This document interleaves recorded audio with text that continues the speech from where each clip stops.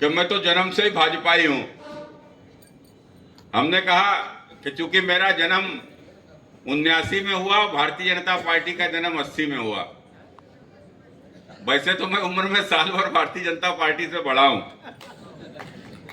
लेकिन मैं भारतीय जनता पार्टी में ही जिया हूं और भारतीय जनता पार्टी को ही सीखा है, भारतीय जनता पार्टी में ही रहा हूं। उसी प्रकार से आप सब लोग भी, अब कहने को तो भारतीय जनता पार्टी से आप लोग तो काफी बड़े होंगे। जब मैं ही साल भर बड़ा हूं तो यहां तो मुझसे बड़े लोग तो निश्चित रूप से काफी बड़े होंगे। लेकिन यह भारतीय जनता पार्टी, कितने ही कार्यकर्ता यहां के ऊपर बैठे हुए हैं जिन्होंने जनसंघ के समय पर भी काम किया है, जिन्होंने जनता पार्टी में काम किया है। संघ, जनसंघ, जनता पार्टी से होते हुए भारतीय जनता पार्टी का यह रास्ता कभी सपने में भी सोचा था किसी ने कि पूर्ण बहुमत की हमारी सरकार बनेगी? जिन विचारों का ध्वज लेकर हम चले, यह भगवा हर घर पर शान के साथ फहराए, जिस सपने को हमने देखा है, तो मुझे आज यह कहते हुए बड़ा हर्ष महसूस होता है। अभी कुछ ही दिन पहले हमारे उत्तर प्रदेश के मुख्यमंत्री ने एक इंटरव्यू देते हुए कहा था कि वह दिन दूर नहीं जब पूरी दुनिया में भगवा फहराएगा, हर घर हर आदमी भगवाधारी होगा। तो एक विचारी तो था, लेकिन किस प्रकार से साकार हो रहा है आप देखो। मैं उदाहरण के रूप में बताता हूं। अभी हमारे कन्नौज में एक बड़ा यज्ञ हो रहा है। आज सुबह जब मैं वहां के ऊपर बैठा था तो उसमें कुछ सपा के लोग भी जुड़े हुए हैं। उन्होंने कहा अखिलेश भैया आ रहे हैं। हमने कहा चलो, कन्नौज ने कम से कम उन्हें सनातनी तो बना दिया। बोले नहीं, वो तो पहले ही सही है। हमने पहले तो ये कहा करते थे कि हम मंदिर नहीं जाते हैं, हम पूजा नहीं करते हैं, ना हम पूजा करते हैं ना डिंपल करते हैं। अब कैसा चिढ़ाते थे आपको यहां भी ध्यान होगा। जब मुख्यमंत्री बने थे तो रोजा अफ्तार कराते थे जालीदार टोपी लगाकर, मजारों पर जाते थे, चद्दर चढ़ाते थे। लेकिन देखो कैसा समय बदला। या जिनकी एकता के कारण से इस प्रकार का यह ढोंग रचा करते थे, स्वांग रचा करते थे, भेष बदला करते थे, आज जब हमारा विचार मजबूत हुआ तो आपने देखा होगा कि गोल टोपी ना लगानी पड़े, इसलिए लाल टोपी उतारते ही नहीं है। अच्छा बताओ, देखा किसी ने?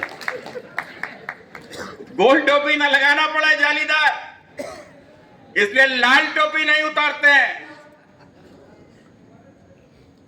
अब मजारों पर नहीं जाते, ना ही अभी उर्स हुआ, उर्स में आए, लेकिन बगैर बुलाए सब यज्ञ में भी आ रहे हैं। यही तो सनातन की ताकत है, और यही जो हमारा विचार जो हम करना चाहते थे, आज आपने देखा होगा सब धीरे धीरे धीरे भगवा के नीचे आ रहे हैं और आना ही पड़ेगा। इसलिए मित्रों, मैंने तो कहा, हमने अखिलेश जी आइए, स्वागत है। हर व्यक्ति अपनी जड़ों की ओर लौटता है, आपको भी लौटना पड़ेगा। आप लौट ही रहे हो, जड़ आपकी यहीं के ऊपर है, जड़ आपकी कोई सऊदीया में थोड़े ना गड़ी है, आप तो यहीं हुए हो। वो बात अलग है कि आपने वोट बैंक की राजनीति के कारण से जो कुछ कुकर्म किए, तो वो तो सब धीरे धीरे धीरे आपको याद आएंगे ही, आप इस ओर आओगे। लेकिन अखिलेश जी, आप कन्नौज आओगे इस यज्ञ में, तो भैया यहाँ पीडीए आपको ढूंढने से भी नहीं मिलेगा। इस यज्ञ में पीडीए कहाँ है? इस यज्ञ में तो सनातन है, सब सनातनी है यहाँ के ऊपर, सब सनातन के रंग में रंगे हुए हैं। जैसे कुंभ में आप पीडीए नहीं खोज पाए, यहाँ पर भी पीडीए आपको मिलेगा ही नहीं, यहाँ के ऊपर आपको पीडीए मिलेगा ही। मित्रों, राजनीति किस प्रकार की है आपने देखा होगा। अभी मुस्लिम लीग के रोजा अफ्तार में सोनिया गांधी भी गई, मुस्लिम लीग के रोजा अफ्तार में अखिलेश यादव भी गए, या सब मुस्लिम लीग के रोजा अफ्तार में गए। ये मुस्लिम लीग क्या है, कौन नहीं जानता है?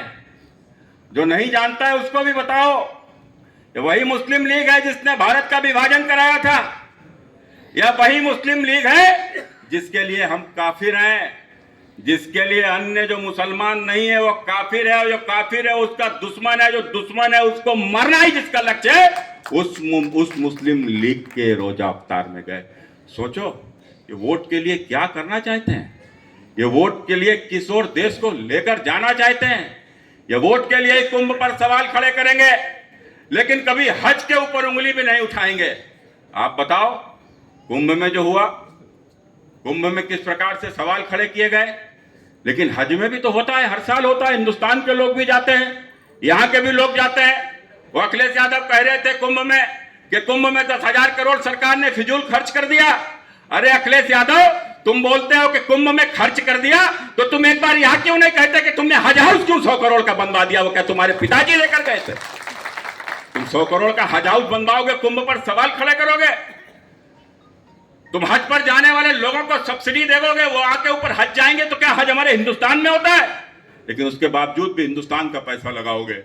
और किस प्रकार से तुलना की, अभी एक और ताजा मामला आया है। आपने देखा होगा कि एक नेजा मेला लगता है संभल में, और जो नेजा मेला है यह गाजी सालार मसूद करके एक आतंकवादी जो बाहर की धरती से आया था, सोमनाथ मंदिर को जिसने लूटा था, सोमनाथ मंदिर को लूटने वालों में वह शामिल रहा। और जो पहुंचते पहुंचते पूर्वांचल जब पहुंचा तो राजा सोहेलदेव ने जिसकी वध किया, जिसको राजा सोहेलदेव ने मार दिया, ऐसे आतंकी की याद में नेजा मेला लगता है।